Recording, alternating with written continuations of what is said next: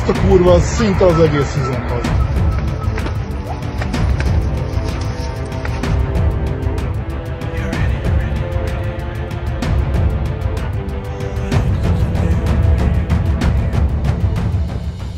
Perang Rusia-Ukraina telah memasuki tahun ketiganya. Tidak ada lagi kejutan besar di medan tempur, tapi tidak juga tanda-tanda perdamaian. Kedua pihak bertahan dalam posisi defensif dan ofensif yang bergantian, sementara dunia perlahan menyesuaikan diri dengan konflik yang tampaknya akan berlangsung lama.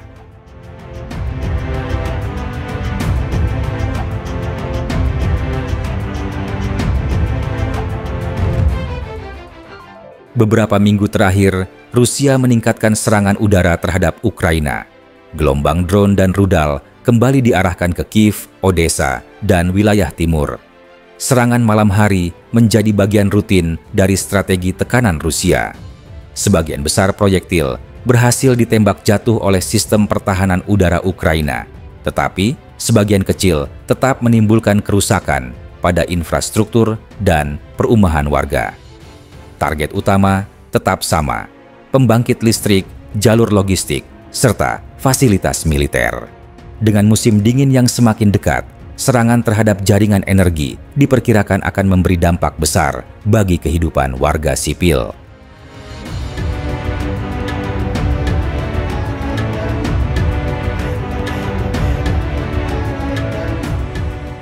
Rusia tidak lagi mengandalkan kekuatan besar dalam satu waktu, melainkan melancarkan tekanan berlapis secara terus-menerus.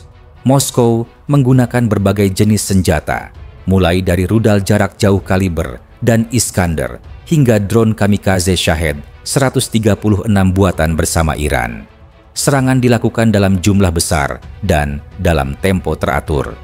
Tujuannya bukan hanya menghancurkan target, tetapi juga menguras sumber daya dan stamina pertahanan Ukraina. Selain senjata baru, Rusia juga memodifikasi amunisi lama. Bom-bom konvensional kini dipasangi sayap dan sistem panduan GPS, sehingga dapat diluncurkan dari jarak aman tanpa memasuki wilayah udara musuh. Pendekatan ini mencerminkan efisiensi militer Rusia yang terus beradaptasi meskipun menghadapi sanksi ekonomi dan embargo teknologi dari Barat. Di darat, artileri masih menjadi andalan utama. Sistem roket seperti Smerch dan Uragan digunakan setiap hari untuk menekan posisi Ukraina di garis depan.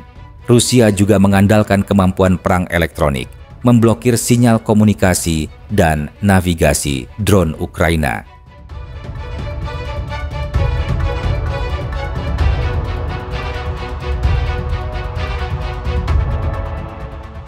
Garis depan di timur Ukraina tetap menjadi pusat pertempuran.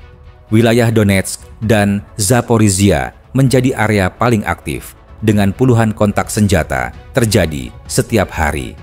Rusia tampak tidak terburu-buru untuk merebut wilayah baru. Pendekatannya kini lebih bertumpu pada perang jangka panjang, membuat Ukraina kelelahan secara militer dan ekonomi. Ukraina di sisi lain tetap bertahan, mengandalkan bantuan senjata dari negara-negara Barat dan sistem pertahanan udara yang kini menjadi kunci pertahanan nasional. Meskipun banyak laporan mengenai keberhasilan serangan Rusia, tidak ada perubahan besar dalam garis wilayah. Ini menunjukkan bahwa perang telah berubah bentuk, bukan lagi tentang penaklukan cepat, tetapi tentang daya tahan dan kemampuan bertahan hidup.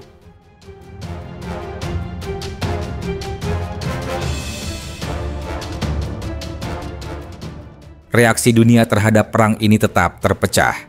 Negara-negara Barat mempertahankan dukungan penuh terhadap Ukraina, baik dalam bentuk senjata, pelatihan, maupun bantuan ekonomi. Uni Eropa dan Amerika Serikat terus menambah sanksi terhadap Rusia, menargetkan sektor energi, keuangan, dan industri pertahanan. Namun dampaknya tidak sepenuhnya melemahkan kemampuan perang Rusia. Moskow masih memiliki jalur perdagangan aktif dengan negara-negara Asia, terutama Cina, India, dan Iran. Negara-negara di Asia, Afrika, dan Amerika Latin sebagian besar mengambil posisi netral. Mereka menyerukan deeskalasi dan dialog, namun tidak bergabung dengan sanksi yang dipimpin Barat. Bagi banyak negara berkembang, perang ini lebih dipandang sebagai konflik kekuatan besar, bukan pertarungan ideologi atau demokrasi.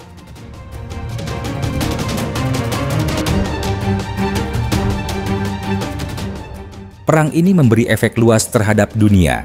Harga energi dan pangan sempat melonjak pada tahun-tahun awal, dan rantai pasok global mengalami gangguan berkepanjangan.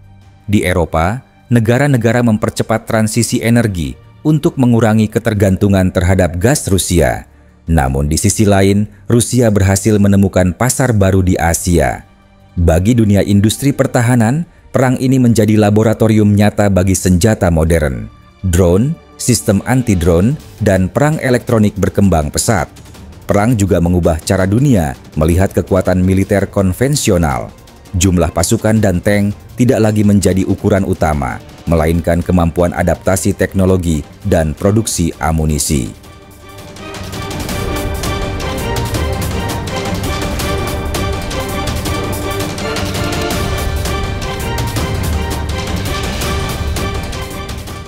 Tiga tahun setelah invasi dimulai, perang Rusia-Ukraina telah berubah dari konflik cepat menjadi perang panjang tanpa akhir yang jelas. Rusia berupaya mempertahankan posisi strategisnya dengan kombinasi senjata lama dan teknologi baru.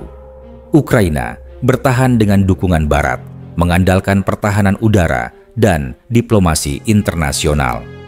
Dunia di luar medan perang menyesuaikan diri, mencoba menyeimbangkan moral, ekonomi, dan keamanan. Tidak ada pihak yang benar-benar menang, karena setiap hari perang terus menambah biaya, korban, dan ketegangan global.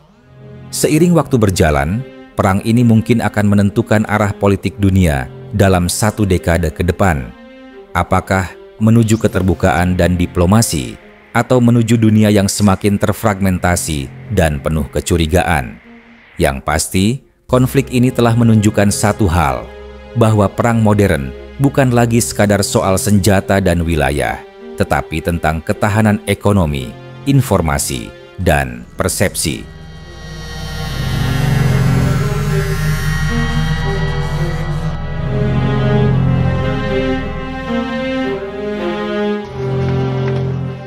Video ini dibuat untuk tujuan edukatif dan analisis semata. Kami tidak memihak pada pihak manapun, tidak mempromosikan kekerasan, dan tidak mendukung perang dalam bentuk apapun. Semua informasi yang disajikan bersumber dari laporan terbuka dan analisis geopolitik yang tersedia untuk publik. Tujuan kami adalah memberikan pemahaman yang seimbang tentang situasi global agar masyarakat dapat berpikir kritis dan bijak. Perdamaian, dialog, dan diplomasi adalah jalan terbaik untuk menyelesaikan konflik.